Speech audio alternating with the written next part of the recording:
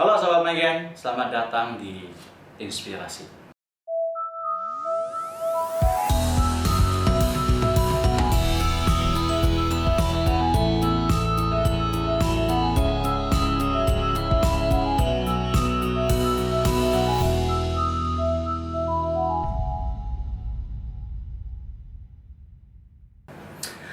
Baik, ketemu kembali di Inspirasi. Ya, seperti biasa, di sini kita akan bahas pertanyaan-pertanyaan yang Sobat Megen kirimkan. Ya, pada kesempatan kali ini masih juga mengingatkan kembali bagi Sobat Megen yang masih ada pertanyaan, jangan malu-malu untuk bertanya. Ya, kita akan bahas bersama, kita akan diskusi bersama. Boleh kirimkan ke Inspirasi atau di kolom komentar di bawah ini. Oke? Pada kesempatan kali ini ada satu pertanyaan yang rahasia bagus sekali ya, yang perlu kita bahas bersama, kita kupas bersama, yaitu mengapa Pratima Buddha Maitreya itu berbeda dengan Pratima para Buddha Bodhisattva lainnya. Hanya Buddha Maitreya yang tampil dengan tertawa bahagia. Ya, ini bagus sekali ya. Jadi Sobat Megen yang bertanya ini, ya, terima kasih atas pertanyaannya. Nah, kita lihat dulu, memang satu-satunya Pratima Buddha yang tampil dengan wujud tertawa itu hanya Milevo. Ya, kalau nggak mau bilang only one ya, sebagian kecil lah. Tapi sebanyak yang saya search di internet dan saya cari, yang benar-benar tampil dengan senyum ini itu hanya Milevo aja. Loh. Maka Milevo menjadi berbeda, menjadi unik. Dia berbeda dengan Pratima Buddha-Buddha lainnya. Ya, Buddha-Buddha lainnya mungkin lebih kudus, lebih suci, ya, lebih Zhuangyan, lebih Kongling. Tapi Milevo satu-satunya yang tampil dengan penuh dengan kebahagiaan dan sukacita. Nah, kita bahas sedikit ya. Kenapa Milevo harus tampil dengan penuh dengan tawa sukacita? Nah, poin ini juga pernah saya bahas ya di salah satu channel kita, di salah satu materi kita. Ya, waktu itu kelahiran, kenapa Milevo memilih lahir sebagai biksu berkantong. Nah, di pembahasan itu saya sudah pernah bahas. Ya, jadi inti dari pembahasan itu adalah karena di akhir zaman ini, umat manusia zaman sekarang ini, hampir semua, kalau nggak mau dibilang seluruh, hampir semua itu butuh namanya kebahagiaan. Tidak ada manusia di dunia ini yang tidak mencari kebahagiaan. Semua orang mencari kebahagiaan. Dan boleh dikatakan manusia zaman sekarang kekurangan kebahagiaan. Nah, jadi Milevo sangat mengerti umat manusia zaman sekarang ini. Yang Milevo tawarkan kepada dunia dan umat manusia sekarang ini adalah happy, singfu, kuailer, Huanxi, bahagia, sukacita, gembira. Inilah yang Milevo tawarkan kepada kita. Nah, maka Milevo datang dengan wajah yang berbeda, dengan tampilan yang berbeda, yaitu dengan wajah yang tersenyum bahagia. Nah, kalau kita lihat Milevo ya, kalau kita lagi ada masalah, kita lagi bad mood, kita lagi stres, kita lagi ada beban, kita bisa melihat Pratima dari Buddha Maitreya. Sobat Megen, ini pengalaman ya, sangat luar biasa sekali Buddha Maitreya itu. Dengan hanya melihat pratimanya saja, beban merasa jadi ringan, stres jadi berkurang. Ya, kita pelan-pelan dalam kasih Maitreya, kita bisa ikut tertawa loh, bisa tertawa lepas, bukan dibuat-buat ya, tapi benar-benar tertawa lepas bersama dengan Buddha Maitreya. Inilah maha kasih dari Buddha Maitreya. Ya, kita lihat Buddha Maitreya itu selalu menampilkan wajah kasih. Nah, inilah disebut dengan wajah kasih, wajah yang penuh dengan kebahagiaan. Ya, yang kalau kita lihat membuat kita bahagia. Nah, ini namanya wajah kasih. Tahu ya, Sobat Megen, kalau ketemu senyum sinis ya. Kalau kita ketemu orang yang senyumnya sinis, itu tidak akan membuat kita bahagia. Makin lihat, makin enak. Makin lihat, makin emosi. Nah, karena kita melihat yang senyum sinis, orang itu memancarkan aura yang negatif. Tapi kalau Milevo berbeda, kenapa makin dilihat kok makin bahagia ya? Kok makin dilihat makin happy ya? Karena Milevo memancarkan wajah kasih.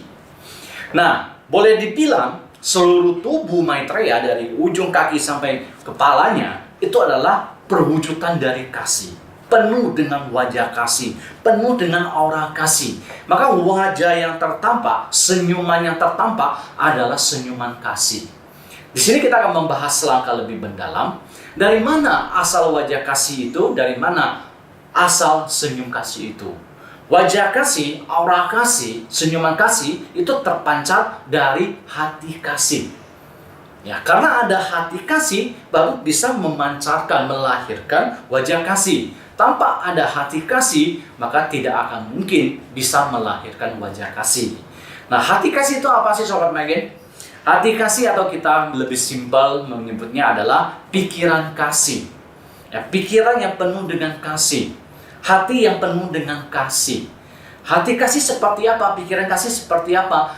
Hati yang ingin selalu memberikan kebaikan kepada orang lain. Kalau China memberitakan kepada kita, itu adalah lita. Ya, semangat untuk lita jingsen. Ya, kalau ada orang yang membutuhkan, saya bantu sebisanya. Kalau dia bisa saya bantu, saya bantu. Ya, saya bisa melakukan sesuatu untuk orang lain, saya lakukan. Itu namanya lita. Memberikan kebaikan kepada orang lain, memberikan pertolongan kepada orang lain, tidak mau mencelakai orang lain, tidak mau menyulitkan orang lain, selalu memberikan kebahagiaan, harapan, sukacita kepada orang lain. Nah, jadi ini adalah hati yang penuh dengan kasih, hati yang selalu ingin memberikan kebaikan, pikiran yang penuh dengan kasih, pikiran yang selalu ingin memberikan kebaikan, kemudahan kepada orang lain. Inilah langkah awal dari kita memiliki kasih. Dan Millevoye itu sudah memilikinya, bahkan sudah mengamalkannya. Mengamalkannya melalui apa? Mengamalkannya melalui perilaku kasih dan tutur kata kasih. Jadi wujud dari hati kasih itu adalah perilaku kita. Ya, kalau kita ngomong saya berbakti kepada orang tua, tapi ketemu mama marah-marah, ketemu papa marah-marah, ketemu mama papa dicuekin, ketemu papa mama mungkin sampai hal-hal melakukan hal yang tak enak. Gimana mau disebut hati yang berbakti? Tapi kalau memang kita memiliki hati yang berbakti, ketemu papa dan mama, perilaku kita kelihatan. Oh, orang ini tulus. Dari mana kelihatannya? Dari perilakunya. Oh, orang ini baik. Dari mana kelihatannya? Dari perilakunya. Jadi perilaku itu adalah wujud dari hati kita. Kalau kita ingin melihat seseorang itu punya kasih atau enggak, lihatlah dari perilakunya, lihatlah dari tutur katanya, lihatlah dari cara dia berbicara.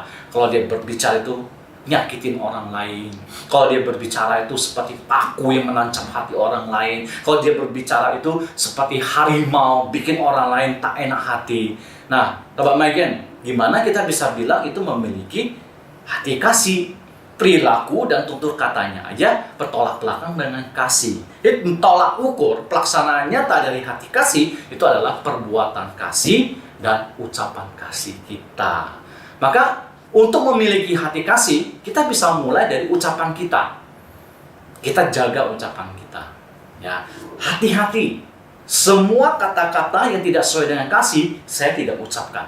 Semua kata-kata yang bertolak belakang dengan kasih, saya tidak akan sampaikan kepada orang lain. Lalu melalui apa lagi? Melalui perbuatan kita. Nah, perbuatan yang dari paling kecil sampai perbuatan yang besar. Ya, dari saya menghadapi orang, saya menghadapi masalah, saya menghadapi kejadian, saya bersosialisasi dalam kehidupan sehari-hari, dalam kehidupan masyarakat, semua tutur kata saya dan perbuatan saya tidak membelakangi kasih. Kalau membelakangi kasih, saya tidak akan melakukannya. Kenapa? Karena ini berlawanan dengan hati kasih, berlawanan dengan ajaran dari Buddha Maitreya. Karena Millevoye mengajarkan kepada kita untuk memiliki hati kasih, perilaku kasih, dan tutur kata kasih. Nah, Sobat Magen, ini menjadi titik masuk kita, ya, titik langkah awal kita, titik awal kita untuk memiliki hati kasih. Dengan kita lakukan perlahan sedikit demi sedikit, ada peribahasa mengatakan kan, sedikit demi sedikit jadi bukit. Ya, dikit tabung jadi banyak. Kita nabung di bank, nabung dikit jadi banyak. Nah, itu namanya dikit jadi bukit. Sama hal dengan perilaku kasih dan tutur kata kasih.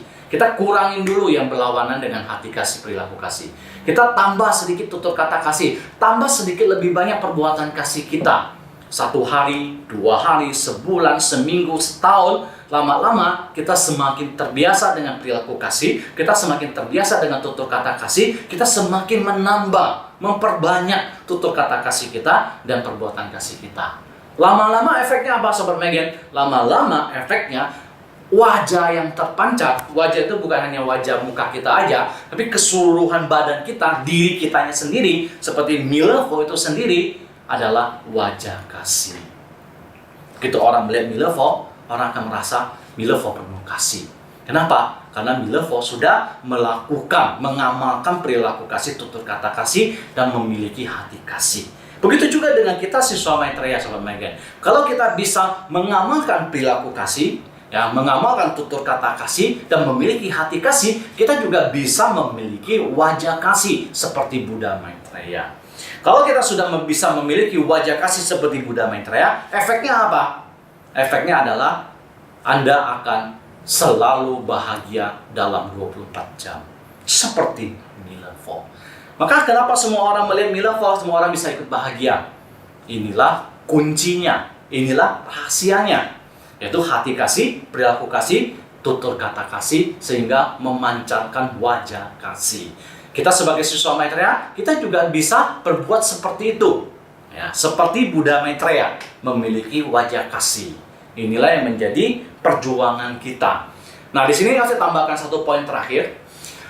Lawan dari wajah kasih itu adalah wajah penderitaan.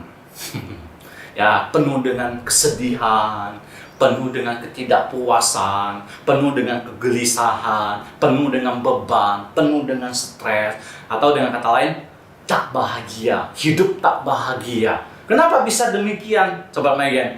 Hukumnya sama. Ya, karena semua yang kita lakukan itu mendatangkan penderitaan. Karena semua yang kita sampaikan itu melawan kasih, membawakan penderitaan buat diri kita sendiri dan orang lain. Perbuatan kita juga sama, menyakiti diri sendiri, juga menyakiti orang lain. Karena sedikit demi sedikit, tiap hari demi tiap hari, bulan demi bulan, dan tahun demi tahun, kita selalu melakukan perbuatan yang menyakiti diri sendiri dan orang lain, selalu bertutur kata yang menyakiti diri sendiri dan orang lain, maka lama-lama hati kita yang terpupuk bukan hati kasih, tapi adalah hati penderitaan, hati yang tak bahagia. Kalau sudah memiliki hati yang penuh dengan penderitaan ini, gimana mau buat hidup kita bahagia? Gimana kita bisa memancarkan wajah yang penuh dengan kebahagiaan? Bagaimana kita bisa hidup di dalam kebahagiaan? Tidak mungkin, karena bibit yang kita tanam, sebab yang kita tanam adalah penderitaan. Maka hidup kita akan penuh dengan penderitaan.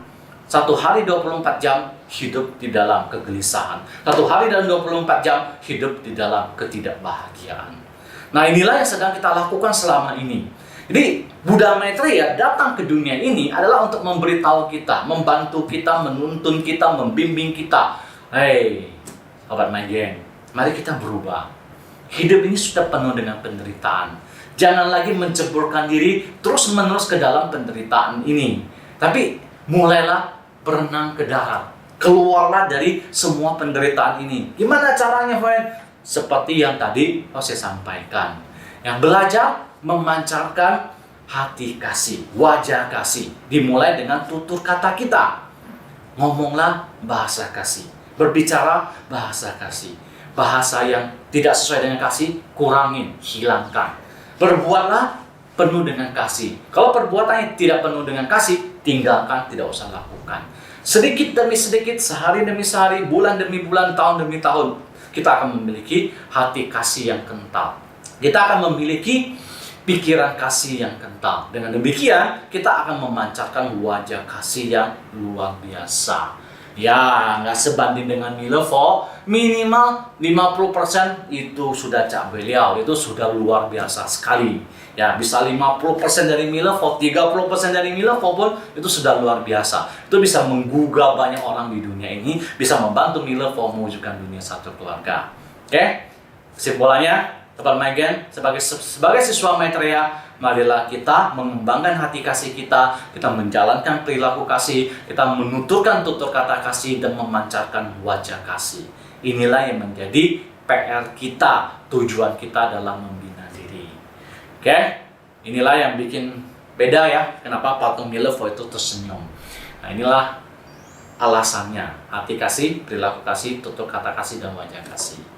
Baik, belajar sampai di sini.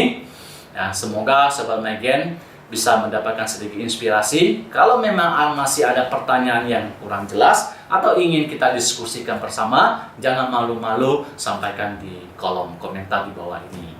Sampai jumpa di Inspirasi, dapatkan inspirasimu. Salam senyum kasih.